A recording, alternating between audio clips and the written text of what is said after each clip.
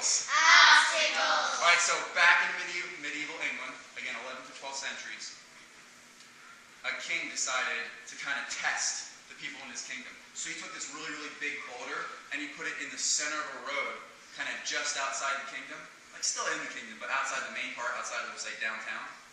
He wanted to see who would move the boulder out of the road. And he hid behind some bushes and he just watched. And he was sitting there for like 4 hours, and a lot of people came by. And these are some of the most prominent people in the kingdom, some wealthy merchants, some nobility.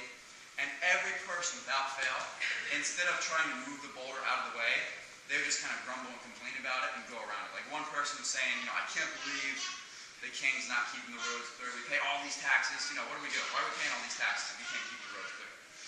Everybody was just kind of complaining about it, not doing anything about it at all, not moving the boulder. Finally, this, not really wealthy-looking villager, he's just carrying some vegetables. His clothes are all tattered and torn. He gets the boulder and he stops. He puts down his vegetables, kind of looks at it for a second, and goes up against the boulder and starts struggling to move it out of the way. He's pushing and pushing and pushing as hard as he can. And the king, he's tempted to go out and help. He wants to see how long this guy's going to stick with it. Eventually,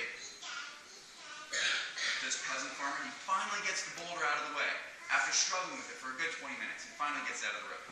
And underneath the boulder is this little bag filled with gold coins and a note from the king. And the note said, "This is a reward for whomever decides to remove this obstacle from the path."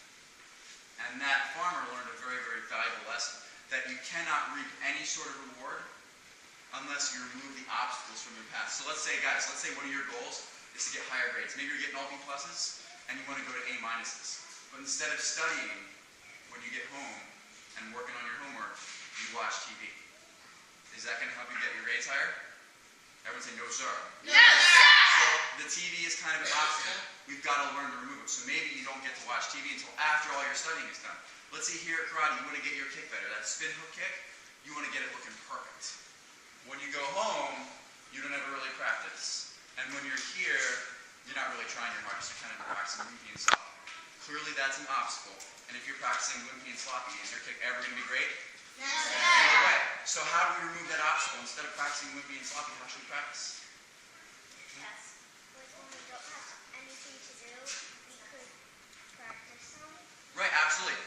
Instead of practicing wimpy and sloppy, we need to practice and make it the best we possibly can. Because what kind of practice makes perfect? Perfect practice, right? If you practice wimpy and sloppy, it's always going to be that way. And clearly, how you practice if it's wimpy and sloppy, that's an obstacle. If we practice and make it the best we possibly can every time, then we've removed that obstacle. So we're not going to get any better, we're not going to achieve anything until we figure out what the obstacles are that are holding us back and we get them out of the way. Make sense, guys? Yes, sir.